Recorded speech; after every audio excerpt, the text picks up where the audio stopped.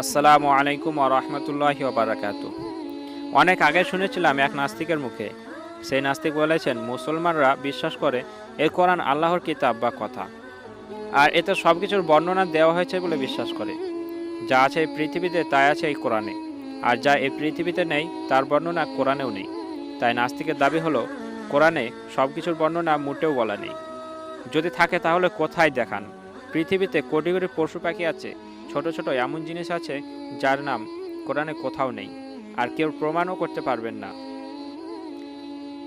তাই উনি বলেছেন, ছোট ছোট জিনিসের কথা আমি বাদই দিলাম, একটা বিশাল বড় জিনিসের কথা যদি কেউ প্রমাণ করতে পারেন তবে আমি মানব কোরআনে সব কিছুর বর্ণনা দেওয়া হয়েছে।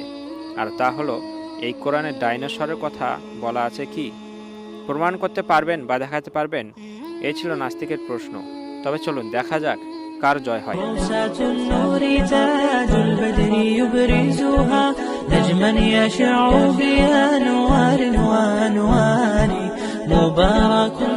আলহামদুলিল্লাহ, সুন্দর একটি প্রশ্ন। আর নাস্তিকের এই প্রশ্নটি বেশ গুরুত্বপূর্ণ, কিন্তু বোকার মতো প্রশ্ন। আর তারা এই বোকার মতো প্রশ্ন করে কিছু মুনাফিককে বা অল্পবিদ্যার নামধারী মুসলিমকে নাস্তিক বানিয়ে নেয়, কিন্তু কোনো অভিজ্ঞ বা পণ্ডিত মুসলিমকে কখনোই তারা নাস্তিক বানাতে পারবে না। যাই হোক, নাস্তিকের প্রশ্নের উত্তর অবশ্যই কোরআন থেকে দেব ইনশাআল্লাহ। তার আগে আমি কিছু কথা বলি। নাম্বার 1, ডাইনোসর কি একমাত্র প্রাণী যারা পৃথিবী থেকে বিলুপ্ত হয়ে গেছে? এর উত্তর হলো না। তাহলে কোরআনে শুধু ডাইনোসরের কথা বলা থাকবে কেন? নাম্বার 2, বিজ্ঞানের মতে পৃথিবীর বয়স কমপক্ষে 450 থেকে 460 কোটি বছর, এবং পৃথিবীতে প্রাণের উৎপত্তি কমপক্ষে 350 থেকে 360 কোটি বছর পূর্বে। এই 360 কোটি বছরে পৃথিবী থেকে বিলুপ্ত হয়েছে লক্ষ লক্ষ প্রাণী, আবার তাদের স্থানে জন্ম নিয়েছে অন্য কোনো প্রাণীজ প্রজাতি। এখন শুধুমাত্র বিলুপ্ত হওয়া প্রাণীদের বর্ণনা আল্লাহ যদি কোরআনে করতেন, তাহলে কোরআন বই হিসাবে আর পাওয়া যেত না, বরং কোরআনের আকার হতো বুর্জ খলিফা তথা 160 তলা বিল্ডিংয়ের সমান। তখন কি কোরআন পড়তেন না দেখতেন?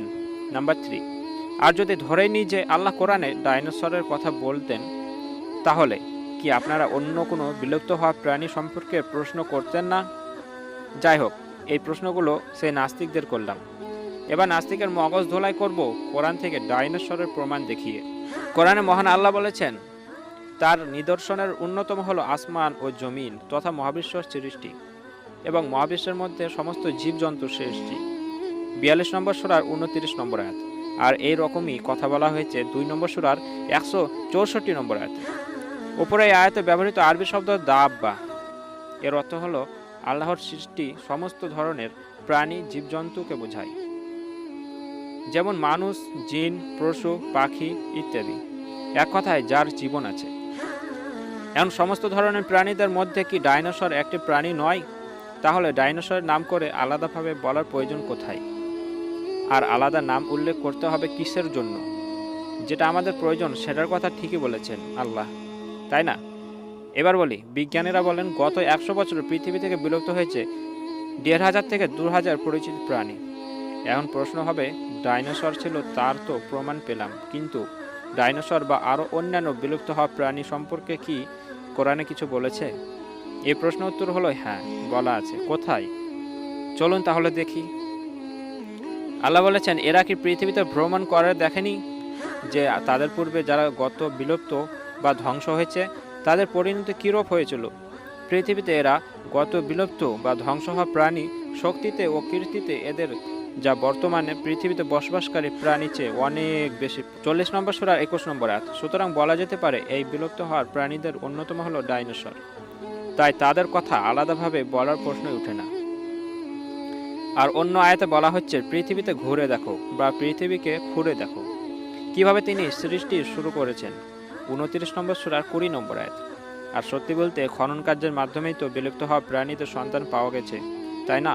তাহলে দেখা গেল যে আল্লাহ সবকিছুর মূলনীতি বলে দিয়েছেন।